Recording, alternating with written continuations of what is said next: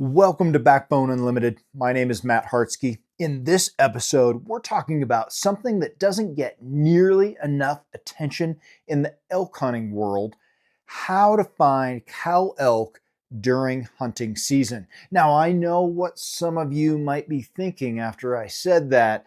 Matt, I'm after bulls. I don't care about cows. But here's the truth. If you want consistent success in elk country, you better start caring about cows, especially if you hunt public land or limited entry units, or you have a cow tag in your pocket for extra delicious meat. Cow elk are the nucleus of the herd. They dictate where elk bed, feed, and move. Bulls, especially during the rut, obviously they're moving because of the cows. And if you're hunting late season, winter range, or pressured timber, it's often the cows who are leading the survival strategy. And let me say this clearly: finding cows consistently will make you a better elk hunter, period. Whether your goal is a heavy bull, a freezer full of meat, or just more close range encounters, understanding how to locate cows will elevate every part of your strategy. In this episode, I'm going to walk you through everything I've learned over 33 years about locating cow elk during hunting season. We'll cover behavior shifts by season. We'll talk terrain, movement patterns, bedding, feeding, and how they respond to pressure and predators. We'll break down what cow elk sign actually looks like and how to use e-scouting and in-season glassing to get ahead of the herd. Because once you understand how cows use the landscape, you'll never be hunting blind again. Let's jump in. If you want to find cow elk, the first step isn't grabbing your glass or boots. It's understanding their behavior by season. Cows are highly adaptive, highly social, and highly pattern driven, but those patterns shift dramatically throughout the year. And if you don't adjust with them, you'll always be a step behind. Let's break down by season exactly how you can match your strategy to their behavior. Now, during early season, we're going to call that late August to mid-September. This is the calm before the storm. Bulls aren't running hard yet, and cows are still in summer mode, focused on feeding, growing calves, and staying alive. In most of the West, that means high elevation zones, wide open basins, alpine meadows, and cool north-facing timber. Cow groups are often small and scattered, especially in wilderness and backcountry areas, and they bed fairly close to their food sources. The big takeaway here: cows aren't moving far. They're efficient. They feed and bed in tight loops, especially if pressure is low and forage is abundant. But they're not as vocal as you might think. So if you're relying on bugles to locate elk early season, you might walk right past an entire herd of cows without ever knowing it. Now, when they get to talking, sure, it's fun hearing all that chatter, but a lot of times they're not going to give away, especially where they're bedded. This is where glassing and scouting sign become critical. Look for fresh green feeding sign, beds tucked into shade and subtle trails between the two. Find the food, find the shade, find the water, and you'll often find cows, especially if the bull activity hasn't kicked off yet. Let's talk about rut transition. We're going to be now mid-September to late September. As the bulls start showing up and the early rut kicks in, cow behavior starts to shift. They regroup up more tightly. Their movements increase slightly as they begin interacting with bulls. But make no mistake, the cows still call the shots. The herd moves where the cows move, not the other way around. During this time, cow elk often pull into areas with better cover, water access, and security, and bulls will follow them in. So if you want to find a bugling bull, find the cows first. Just a quick little story. We used to hunt an area that early season, and shoot, even before early season, when we were hanging trail cameras, just loaded with bulls. Not a lot of cow sign, not a lot of cow on video, but a ton of bull. So that's where we would always start. And unfortunately, we would get, 10 to 15 days into that area, and all of a sudden it became fewer and fewer and fewer bull encounters. Why? Well, what we started to realize was the bulls were leaving that area to go find more cows. Now, a good rule of thumb during this rut phase, if you see fresh rubs but no cows, the bull was checking that spot. If you see consistent sign, tracks, fresh poop, and nearby bedding, you're close to the nucleus of the action. Remember, bulls are patternable during this time because the cows are patternable. Now, post-rut and late season, we're going to call this October all the way through December. This is where cow elk shift into survival mode. The bulls have broken off, most of the bugling is over, and the cows become far more herd-oriented and security-driven. You'll often see large groups of cows bedding in heavily timbered, north-facing slopes during the day and feeding in open meadows at night or during first and last light. This is also when elevation shifts start happening. As the snow line drops and temps cool, cow elk begin to migrate lower, not all at once and not all the way down, but you'll notice the trend. In areas with high hunting pressure, they may go nocturnal, feeding in the dark and bedding in impossible to glass dark timber all day. And if predators are active or if there's been a ton of pressure, you're going to often find cows in weird pockets, steep faces, cliffy terrain, or spots that seem too close to roads or people because everyone else overlooks them. In late season, your biggest mistake is glassing where you want them to be instead of where they are. Now, the seasonal takeaways here are every season demands a different lens. Early season means quiet, efficient movement. Find food and shade. Rut transition, cow movements drive bull action. Bulls follow cows. Late season, survival and security rule. Think pressure pockets and daily survival routines. Understand the seasonal rhythm of cow elk, and you'll stop relying on luck to find the herd. If you're trying to find cow elk, it's not enough just to wander through the woods and hope you'll bump into them. You need to get inside their daily rhythm, figure out where they bed, where they feed, and how they get from one to the other. Cow elk are habitual, efficient, and tactical. And when you understand how they use terrain and elevation, you can start predicting where they'll be before you even lace up your boots. Let's talk about bedding areas and what cows look for in a bed. Cows are all about security and shade when they bed down. And that doesn't change just because the rut is on or the season is heating up. In fact, as pressure increases, they become even more picky about where they rest. Here's what to look for. North-facing slopes, these stay cooler and shaded, especially in early season or during warm weather. Timbered benches and flat ridges. These offer visibility and escape routes while staying concealed. Mid-elevation bands, often between 8 to 10,000 feet, depending on the region, time of year. Wind-protected zones, because elk want to hear and smell danger. Calm, tucked-in spots give them both. And cows often bed in family groups. If you find one bed, you're likely to find several more within 20 to 30 yards, often spread in a semicircle with escape options in multiple directions.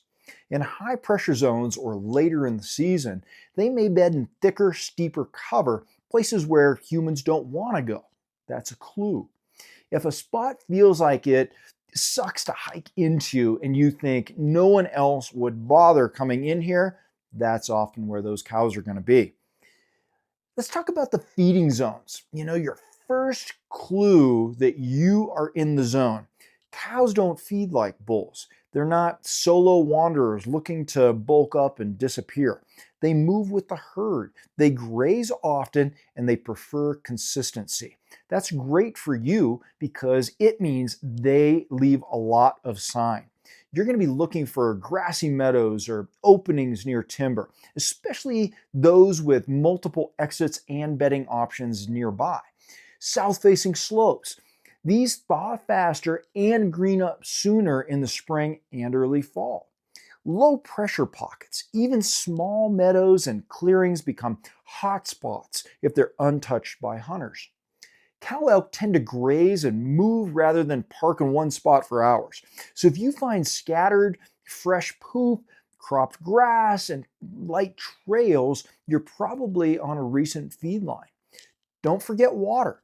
Cows need to hydrate, especially when nursing calves or navigating those warmer days. Small creeks, springs, and wallows near feeding areas can act like magnets. And don't just assume they're feeding only at night. In low pressure zones, cows may feed mid-morning or even midday if shade and security or cloud cover are all happening. Travel routes can be your missing link. This is the part a lot of hunters miss. They find a good feeding area, they find a good bedding zone, but they don't locate the trail that connects the two. My favorite thing, if you've heard me talk at all, you've heard me talk about hunting the transition zones. I'll link to my, the kill zone tactic up here and in the description for you. Get to know that, familiarize yourself with it. It's money. That trail, the travel corridor between the feeding and bedding is often where you'll get your shot. Now, cows tend to move along gentle contours, not straight lines. They follow terrain that keeps them concealed, gives them wind advantage, and allows them to move quietly. You want to look for saddles between ridges, natural funnels for daily movement. Bench systems and side hill trails, these often connect bedding and feeding without exposing the herd. Old logging roads, these can be elk highways and topographic pinch points. These are these are subtle but consistent over the years. Now, let's say you're finding fresh tracks in mud or snow. Let's talk about how we can use them. Light game trails with fresh droppings, set up near them.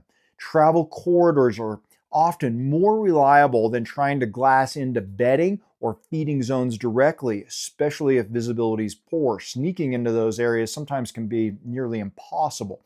If you're hunting timbered or rugged terrain, sometimes your best bet isn't seeing the elk. It's intercepting them, during their movement between where they sleep and where they eat. Let's pull all this together. If you want a reliable framework for finding cows, use this simple 3-step filter. Where are they safe? That's bedding. Where do they feed? That's the opening or slope with fresh forage.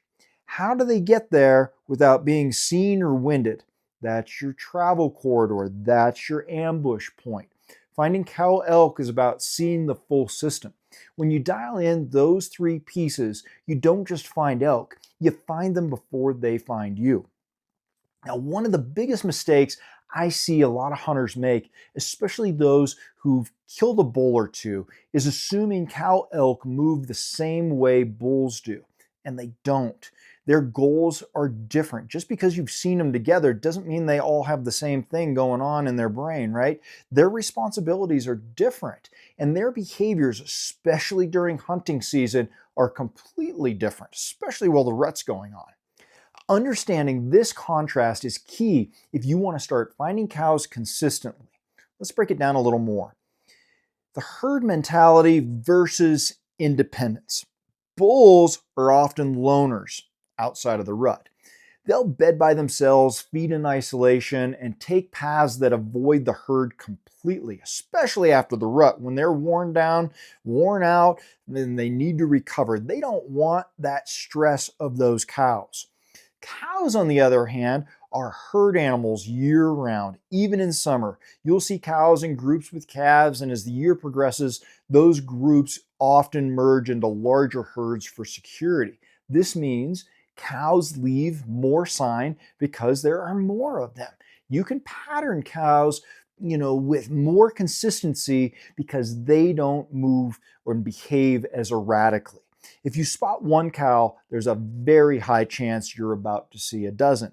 If you're seeing scattered elk tracks and isolated rubs, you're probably near a bull zone. If you're seeing lots of parallel tracks, fresh droppings of various sizes, and small beaten down trails, that's cow elk activity. Now, movement efficiency versus risk aversion is important to understand. Bulls, especially satellite bulls during the rut, will cover ground recklessly looking for hot cows. They'll travel ridge lines, bugle from open saddles, and move during daylight because they're competing for breeding. They're just driven. Cows don't play that game. They move with maximum efficiency and minimum risk. Their entire system revolves around safety, proximity to resources, bedding and feed, and predictability. They often use the same trails, same bedding zones, same feeding pockets, especially if they haven't been bumped. They won't push 10 miles overnight unless predators or hunting pressure forces them. Instead, they rotate through the landscape in small daily patterns, shifting a few hundred yards at a time and using the terrain like a defensive system. If you're trying to hunt cows like you'd hunt a bull on the move, you're going to miss them. You have to hunt slower, smarter, and more strategically. Now, there is definitely a pressure response. Here's where the differences get especially obvious. When bulls feel pressure, they might bugle less, drop into steeper terrain, or ghost into the next drainage. But when cows feel pressure, they'll change their entire rhythm. That means feeding less during daylight, bedding deeper and earlier, avoiding known travel corridors used by other elk.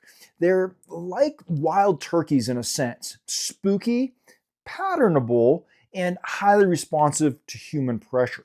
If you're hunting an area that's been pounded for a few days, don't expect cows to behave the same as opening morning.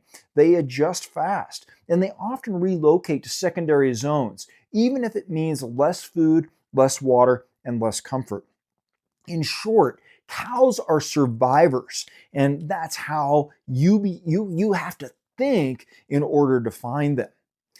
Now, let's talk about terrain preferences for a moment. Another big difference, where they choose to live. Bulls, especially mature bulls, often bed in remote, steep, nasty country. Think shale slides, cliff bands, or timber patches way off trail. Cows prefer accessible, secure terrain that supports the whole herd. That often includes mid-slope benches with plenty of escape routes, north-facing timbered slopes with sparse undergrowth, saddles or finger ridges that allow easy transitions between bedding and feeding. And while cows can absolutely end up in gnarly country, especially when pressured, their default choice is terrain that balances security and access to forage. This is one of the biggest reasons why knowing where to glass for cows differs from how you'd glass for bulls. Cows don't always bed in the most remote spots. They bed in the most efficient ones. What about calling and vocalization? Let's not forget about the talking. During the rut, bulls are obviously vocal. A lot of screaming, chuckling, raking trees, and moving loudly. Cows, they talk, but not in the same way. Their sounds are more subtle. Mews, chirps, assembly calls, right? They can talk a lot. Sometimes I just love sitting there and listening to a herd of cows chatter back and forth. But if you're trying to locate cows with aggressive bugles or constant chuckles, you'll often just push them away. You're not going to draw them in. When hunting cows specifically, or when looking for them to locate bulls, try soft cow mews or calf mews. Lost calf calls can be very effective. Light contact calling, and don't overdo it. If they're not talking, you don't need to either. Cow elk are social, strategic, and rooted in daily patterns. Bulls are seasonal, aggressive, and erratic during the rut. When you learn to hunt cow elk on their own terms, you start reading the landscape in a new way.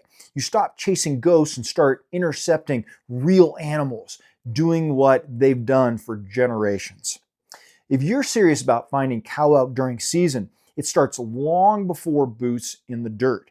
It starts with a screen, a map, and the willingness to dive into detail. Cow elk are highly pattern driven, and the good news is you can find those patterns if you know what to look for. This section, we're going to walk you through exactly how to e-scout, then verify with boots on the ground sign, and piece together a picture of where those cows are hiding. What should we be looking for on a map?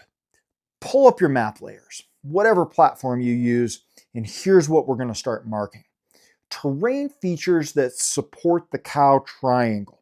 Remember, that cow triangle we talked about, bedding, feeding, and travel, you want to look for north-facing slopes at mid-elevation for bedding, south-facing meadows, benches, and open pockets near water for feeding, finger ridges and saddles that connect the two zones.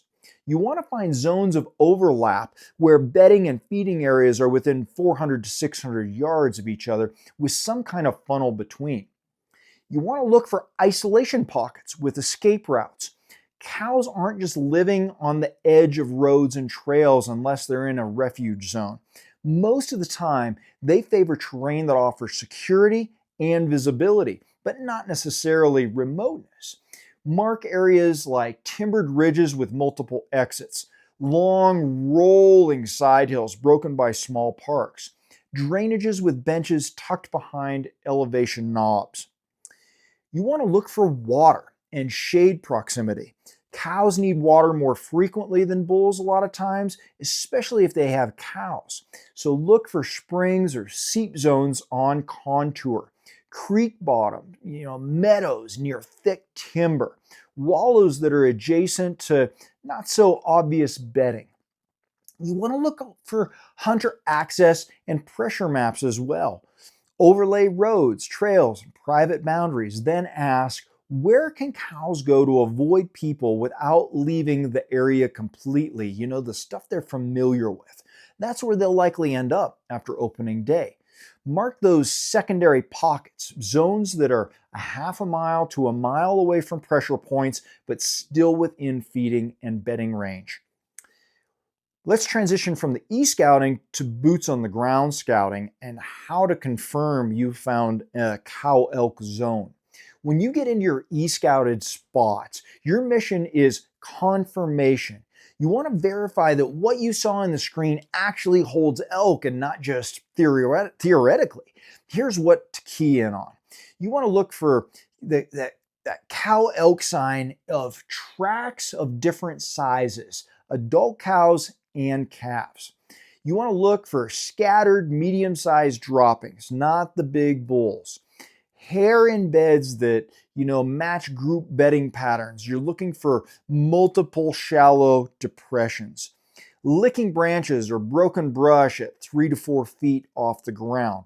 You should also smell elk if they've been there recently at all. A faint, barnyard, unmistakable cow elk smell in bedding areas is a really good sign of recent activity. Look for trail conditions. Fresh cow elk trails are usually wider than solo bull trails due to the group movement. Well worn out, but still light, not the deep churn of a bull wallow trail. Often parallel to ridges or contours, not straight up and down. Look for subtle tracks in the mud, snow, or in the pine needle piles. Even small scuffs and flattened grass can confirm a cow herd is nearby. Check out feeding area clues. In open feeding areas, you want to look for cropped vegetation, grasses or forbs bitten clean at 4 to 8 inches. Scattered droppings, not piles. Well-used edges where timber meets meadow. If you see feeding trails that fade into timber, follow them 100 to 200 yards to locate travel paths or staging zones. That's often where cows pause before bedding or when shifting locations due to wind or disturbance. Use sign to adjust your strategy. Once you've found fresh cow sign, adjust your game plan accordingly. If the sign is old and scarce, don't force it. Cows don't hang out where resources are depleted or pressure is too high. If the sign is fresh and layered, just slow down. You're in the zone. Don't blow it by charging in and moving too fast. If you find fresh sign but no visual confirmation, circle ahead and glass. Cows move quietly but leave a traceable pattern. Now, one more point about this part. Don't skip the unsexy spots.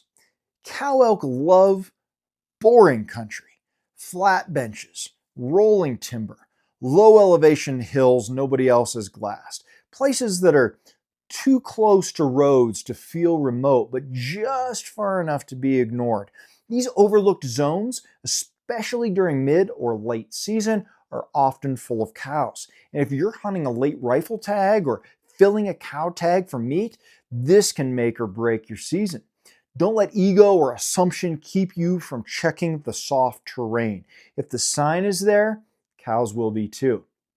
By the time late season hits, especially in November and December, you're dealing with a whole new animal. Cow elk aren't just hiding from hunters at this point. They're in full-on survival mode, conserving energy, avoiding predators, navigating snow, cold, and the scarcity of food. And if you want to find them in this phase, you have to shift your strategy just like they shift their behavior. Understand their winter priorities. During the late season, elk have 3 priorities: staying warm, finding accessible forage, and avoiding unnecessary movement. This translates into very specific behavior patterns. They're moving less, they're bedding longer, they're traveling shorter distances, they're clustering into bigger cow groups in many areas. So your goal isn't just to glass them up on a ridge like in September or October. Your goal is to find concentrated zones of survival where a herd can exist without burning more calories than they're taking in. You want to target south-facing slopes and wind-sheltered pockets. In the late season, cow elk prefer south-facing slopes where snow melts faster and vegetation is more accessible. These slopes offer more sun, which means better bedding, exposed forage, easier access to food, better visibility, security from predators. If you're hunting in snow-covered terrain, these warmer aspects are like magnets for winter herds. Additionally, focus on wind-sheltered terrain such as the leeward side of ridges, timbered bowls and benches, depressions behind rock outcroppings or thick brush. Cow elk want to conserve energy, every bit of it. Wind sucks heat fast, so they avoid the breezy spots and settle in zones where they can hunker down, for a long time, hours without exposure. Make sure you use snow to your advantage. Snow can make late season elk hunting tough, but it can also make cow elk easier to find if you know how to read it. You want to look for multiple parallel tracks weaving along a contour line. That equals herd on the move. Beaten down beds and sheltered timber equals daytime bedding. Fresh feeding trails leading into isolated sage or serviceberry patches. The deeper the snow, the more consistent their movement patterns become. Once you locate a herd, they'll often stay in the same zone for days unless bumped or weather shifts. Use the snow not just to find them, but to anticipate their next moves. Where are they feeding now? Where are they likely to bed tomorrow? What's the easiest, warmest, most protected transition route between the two? Answer those, and you've got a late season pattern locked in. Make sure that you're focused on glassing patience. It is crucial at this time. Cows during late season don't behave like rut-crazed bulls. They move slow, feed methodically, and bed for hours. This means don't glass and move every 15 minutes. Don't bail on a basin because nothing was visible in the first 30 seconds. Sit long enough to catch movement, shifting ears, or body lines tucked into timber. The trick is to slow your glassing down to match their pace. And when you do spot them, Note every detail: entry points, exit trails, feeding edges, bedding patches. Late season elk are textbook once patterned. They're not going to wander 6 miles overnight unless something pushes them hard. So if you find them, sit tight and make a calculated move based on timing, terrain, and wind. Make sure that you also anticipate shifting pressure. One factor often looked in late season elk hunts is pressure from other hunters and predators. In states like Colorado or Montana, late rifle cow elk hunts overlap with high pressure public land seasons. So that means you might be hunting herds that have already been bumped a bunch. Cows may have moved out of typical haunts and into harder to access terrain. Also remember that predators are on the move this time of year. Wolves, coyotes, and mountain lions all increase activity in deep snow following the same elk sign you are. So don't assume elk will stay in classic wintering areas if the pressure gets too high. They may dive into micro pockets, steep little breaks, hidden creek draws, or lower elevation parcels close to private land. When hunting pressured late season cows, the key is to look for overlooked terrain near classic winter zones. Hunt mid-mornings when bumped herds resettle. Be willing to walk further or glass from angles others aren't using. Now, there are best times of day for movement. In the late season, movement windows shrink. Most feeding happens early in the morning, right at first light, or late in the evening, last 30 minutes of shooting light. During harsh cold spells, you'll also see midday movement when sun peaks and wind drops, especially on sunny south slopes. This midday bump is often missed by hunters heading back for lunch. If you can stay patient and glass through the lull, you'll often catch cows shifting beds or slipping into feed edges around 11 a.m. to 2 p.m. Now, when should you still hunt versus sit and glass? In deep timber, still hunting can work if snow is soft, quiet, and the wind is right. But in most late season scenarios, glassing and watching is more productive than wandering or bumping. If you are still hunting, you've got to move painfully slow. Watch for feeding sign and fresh beds. Check every small clearing and shadow. If you're glassing, use elevation and distances to cover multiple ridges. Prioritize areas that get sun exposure and have nearby escape cover. Be ready to move fast once you spot them. They might not stick around long in the open. Now, late season cow elk hunting is not just about toughness. It's about discipline, pattern recognition, and a strong understanding of herd survival behavior. When you approach it with respect for what these animals endure each winter and the skill it takes to intercept them ethically, you step into a whole new level of hunting maturity.